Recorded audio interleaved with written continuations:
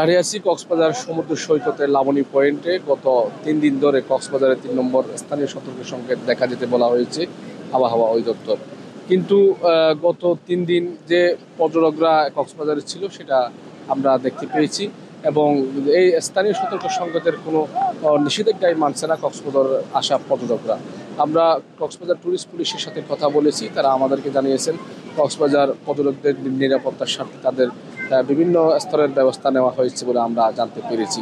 আপনাদেরকে যেমনটি বলছিলাম, কক্সবাজারের যে 3 নম্বর স্থানীয় সতর্ক সংকেত সেটা দেওয়ার পর কক্সবাজারের যে উপকূলীয় এলাকাগুলো রয়েছে সেখানে তাণ্ডব লীলা চালিয়েছে গতকাল রাতে। যেমন সেন্ট মার্টিন, কুতুবদিয়া, মহেশখালী সহ উপকূলীয় যে এলাকাগুলো রয়েছে সেখানে। আপনাদেরকে একটি বিষয় জানিয়ে দিতে চাই, সেটি হচ্ছে যে কক্সবাজার 3 নম্বর স্থানীয় সংকেত থাকার পরেও কক্সবাজারে পর্যটকরা যে 3টি পর্যটন স্পট রয়েছে সেখানে কিন্তু এখনও পর্যন্ত পর্যটক রয়েছে। আমরা তাদের সাথে কথা বলেছি, তারা আমাদেরকে যেটি জানিয়েছেন তাদের কোনো নিষেধাজ্ঞা মানছে না পর্যটকরা। এই বিষয়ে আমরা একটু বিস্তারিত জানার চেষ্টা করব যে লাইফ গার্ডের সহকারী একজন ভাইয়ের কাছ থেকে কেন তারা নিষেধাজ্ঞা মানছে না। আসলে বর্তমানে সাগরের সিচুয়েশনটা খুবই খারাপ, সমুদ্র খুবই উত্তাল, স্রোত রয়েছে। আর বর্তমানে হচ্ছে কক্সবাজার সমুদ্র সৈকতে 3টা বিচে হচ্ছে লাল ফ্ল্যাগটা চলমান। কারণ হচ্ছে যে এখন বর্তমানে বিচে পানিতে গোসল করা বা সুইমিং করা কোনোভাবেই নিরাপদ না।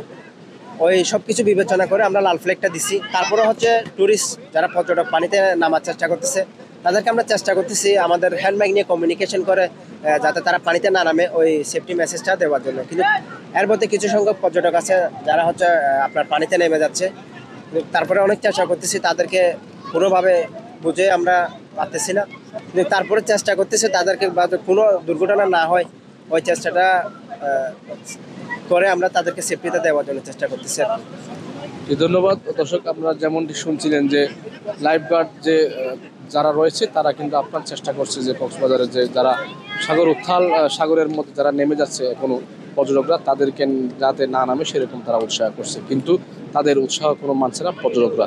আপনাদেরকে যেমনটি বলছিলাম, গত 3 দিন ধরে যে তাণ্ডব লীলা চালিয়েছে কক্সবাজারের যে বঙ্গোপসাগরে সৃষ্টি হওয়ার লঘুচাপ সেটি নিম্নচাপে পরিণত হয়ে কক্সবাজার উপকূল এলাকা সেন্ট মার্টিনের যে গত রাত যে তাণ্ডব চালিয়েছে সেটির দৃশ্য আমরা সকালে দেখতে পেয়েছি, এবং সেখানে এখনও পর্যন্ত পানিতে বন্দী রয়েছে অর্ধশত মানুষ।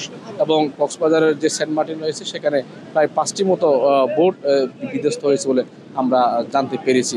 কিছুক্ষণ আগেই আমরা যে লাইফ গার্ডের সাথে তর্ক হতে দেখেছি পর্যটকদের সাথে, যেমনটি বোঝাতে চেয়েছিলাম আপনাকে যে 3 নম্বর স্থানে সতর্ক সংকেত চলছে, কিন্তু তারপরেও পর্যটকরা তাদের কোনো কথাই শুনছে না। কক্সবাজার থেকে মোহাম্মদ মিজানুর রহমান, বাংলাদেশ।